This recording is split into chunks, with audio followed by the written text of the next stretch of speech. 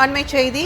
மகாத்மா காந்தி ஊரக வேலைவாய்ப்பு திட்டத்தின் பெயரை மாற்றி புதிய மசோதா தாக்கல் செய்வதற்கு திமுக கடும் எதிர்ப்பு தெரிவித்துள்ளது. மசோதாவை தாக்கல் செய்ய எதிர்ப்பு தெரிவித்து மக்களவையில் திமுக குழு தலைவர் TR பாலு நோட்டீஸ் கொடுத்துள்ளார். நாடாளுமன்றத்தில் இன்று மசோதா அறிமுகம் செய்யும் போதே அதனை கடுமையாக எதிர்க்க திமுக முடிவு செய்துள்ளது. மகாத்மா காந்தி 100 நாள் வேலை உறுதி திட்டத்தை ஒன்றிய பாஜக அரசு சிதைத்து சின்னாபின்னமாக்குகிறது என முதலமைச்சர் மு.க.ஸ்டாலின் கண்டனம் தெரிவித்துள்ளார். தேச தந்தை காந்தியடிகளின் மீதுள்ள வன்மத்தால் அவர் பெயரை தூக்கிவிட்டு வாயில் நுழையாத வடமொழி பெயரை ஒன்றிய பாஜக அரசு திணித்துள்ளது என்றும் 100% ஒன்றிய அரசு நிதியில் செயல்படுத்தப்பட்டு வரும் திட்டத்துக்கு இனி 60% மட்டுமே நிதி ஒதுக்குவதாக ஒன்றிய அரசு கூறியுள்ளது. 100 நாள் வேலை உறுதி திட்டத்தை சிதைக்கும் முயற்சியில் மக்கள் பாஜக அரசை நிச்சயம் பின்வாங்க வைப்பார்கள் எனவும் முதலமைச்சர் மு.க.ஸ்டாலின் கண்டனம் தெரிவித்துள்ளார். இதுகுறித்து விரிவான விவரங்களை டெல்லி சிறப்பு செய்தியாளர் பால்முருகன் வழங்க கேட்கலாம். வணக்கம் பால்முருகன், விரிவான விவரங்கள் என்ன?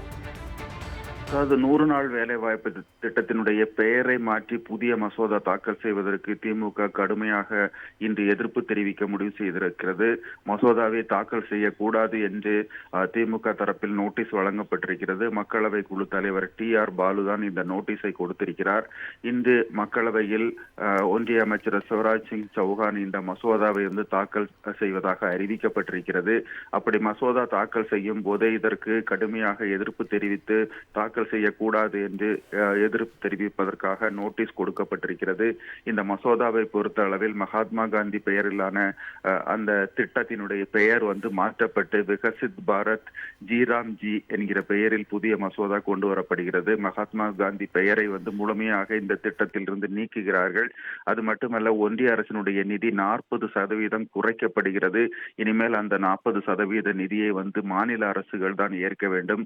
அது மட்டுமல்ல, பல்வேறு வேலை திட்டங்களும் குறைக்கப்படுகிறது. குறிப்பிட்ட சில வேலைகளுக்கு மட்டுமே இந்த திட்டத்தை பயன்படுத்த முடியும் என்றும் கூறப்பட்டிருக்கிறது. அது மட்டுமல்ல, அதாவது வறுமை கோட்டினுடைய புள்ளி விவரங்களின் அடிப்படையில் தான் வேலை வழங்கப்படும் என்றும் கூறப்பட்டிருக்கிறது. இதன் காரணமாக தமிழ்நாடு, கேரளா உள்ளிட்ட வறுமை கோட்டை பெருமளவுக்கு குறைத்த மாநிலங்கள் கடுமையாக பாதிக்கப்படும் சூழ்நிலையில் இருக்கிறது. இப்படி பல்வேறு கட்டுப்பாடுகளுடன் இந்த 100 நாள் வேலை வாய்ப்பு திட்டத்தினுடைய செயல்பாட்டை பெருமளவுக்கு குறைப்பதற்கான ஒரு மசோதா என்று திமுக உள்ளிட்ட கட்சிகள் குற்றம் சாட்டியிருக்கிறார்கள். கடந்த 20 ஆண்டுகளாக பொதுமக்களை, குறிப்பாக கிராமப்புற மக்களை பெரிதும் வாழ்வாதாரமாக இருந்த ஒரு திட்டத்தை அடியோடு மாற்றுவதற்கு ஒன்றிய அரசு திட்டமிட்டு மசோதா தாக்கல் செய்கிறது.